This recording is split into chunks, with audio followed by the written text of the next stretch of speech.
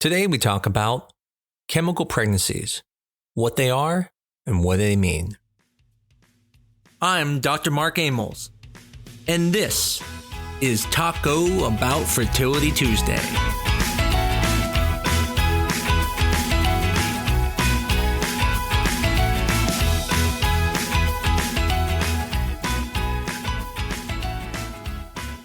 Maybe you or one of your friends have had a chemical pregnancy.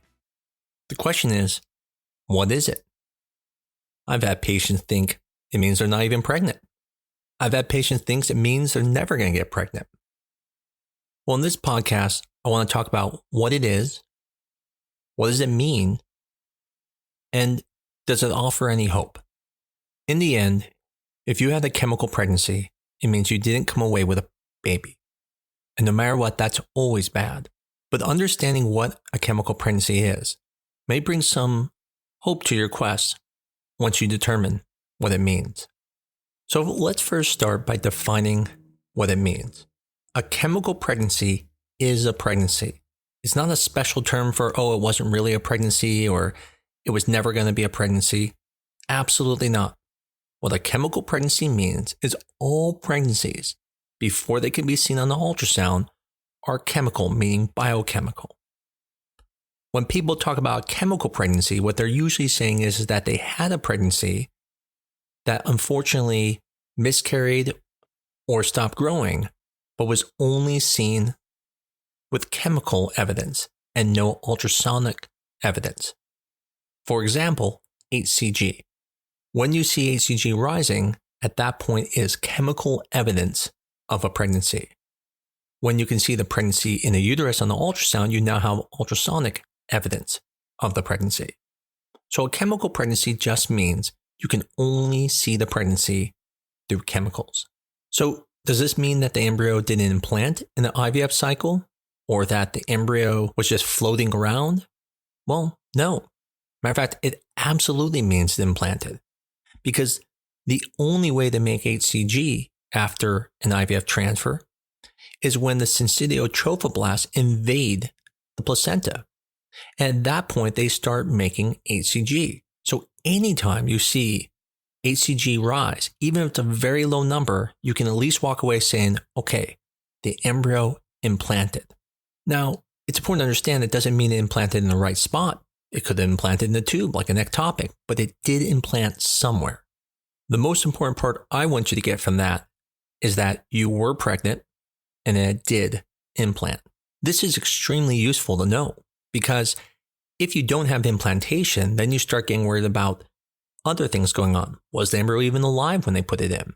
Did it die shortly afterwards? Is there something wrong with you where it never implanted? But once you see a chemical pregnancy, you can at least say, I know the embryo implanted and I was pregnant.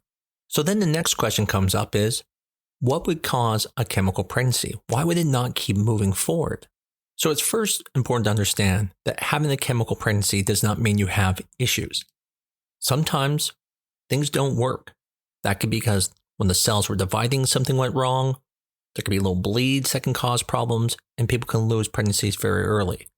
But it doesn't mean you're going to keep having problems.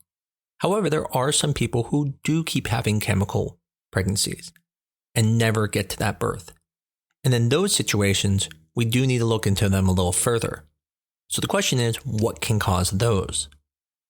When we see that, there could still be an issue with implantation even though it implanted. And one of the first things I said is it could be implanted in the wrong spot. So for example, if implanted in the tube or implanted in the cervix, you can see how it may start to grow, but then can no longer continue because it's not in the natural spot it should be. One of the other possible causes could be something wrong with the embryo, meaning it was struggling in the beginning, which is why it was just a chemical pregnancy and never ended up growing like it should have. That could be due to cellular division problems, or could even be due to DNA issues with the embryo. Now in IVF, if the embryo was euploid, meaning genetically normal, it's not likely going to be a chromosomal issue. And then we start thinking about a thing called an ERA, endometrial receptivity assessment test. Sometimes there can be timing issues, and so we'll see in the implantation it occurs, but it's unusual. where the HCG rises very slowly and then comes back down. Now, although it's beyond this podcast, I have noticed that when you look at the HCG levels between days 5, 7, and 10, it tells a story, and that story may be able to help you with your next transfer. Now, I'm not saying you need to have your blood drawn on day 5 and 7, but what I'm saying is if you did do pregnancy tests at home and you saw them getting darker, or if you did blood draws, that may be useful if it doesn't work to figure out why. With an ERA test, the timing may be corrected, and at that point, a successful pregnancy. One of the toughest things about a chemical pregnancy is, although it does give us some hope that things have been planted, it's also very discouraging. To go through all that and just get a chemical evidence of a pregnancy could be demoralizing. And if you listen to my other podcasts, you know that nothing you did caused it not to work. I think that's really important to know.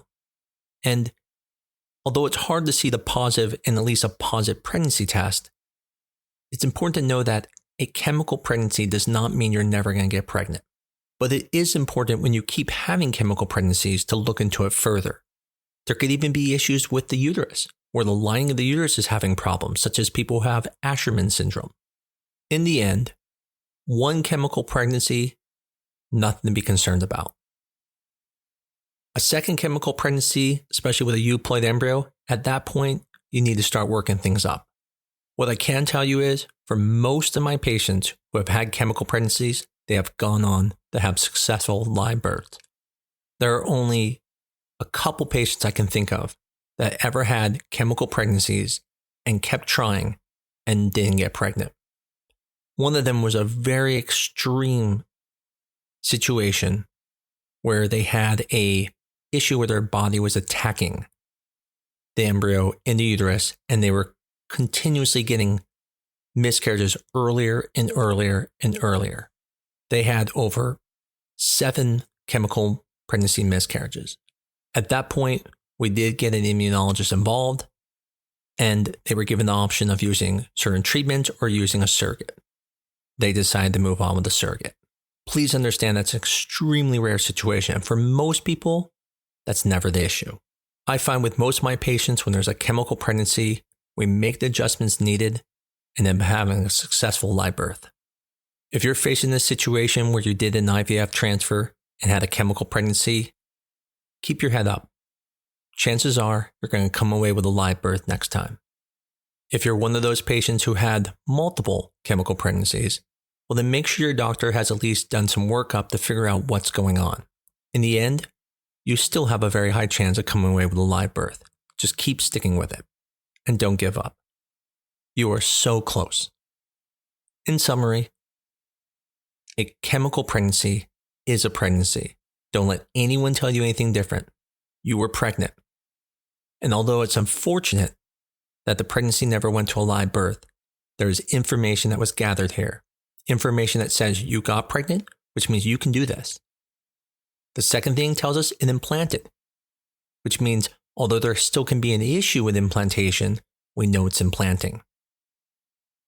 Using this information in discussion with your doctors, you should be able to make whatever adjustments are needed to move forward and have success. As I stated, there are only a few patients that I've ever had that had chemical pregnancies and continued and did not go on to have a live birth. It is extremely rare, and you should feel confident that if you've had at least a chemical pregnancy, you're probably going to come away with a live birth at some point. Hopefully this was helpful to someone if they've gone through this. Maybe you've had a friend go through this. It'd be great to let them know about this. Chemical pregnancies are defeating. It's like being told it worked, but it didn't work. In the end, no one's trying to get a chemical pregnancy. Everyone's trying to have a baby. But the purpose of this podcast was to let people know that it is a silver lining, that there means they will get pregnant and they'll probably have a live birth. If you enjoyed this episode, please tell people about us and give us a 5-star review on your favorite medium. As always, I look forward to talking to you next week on Taco Bout Fertility Tuesday.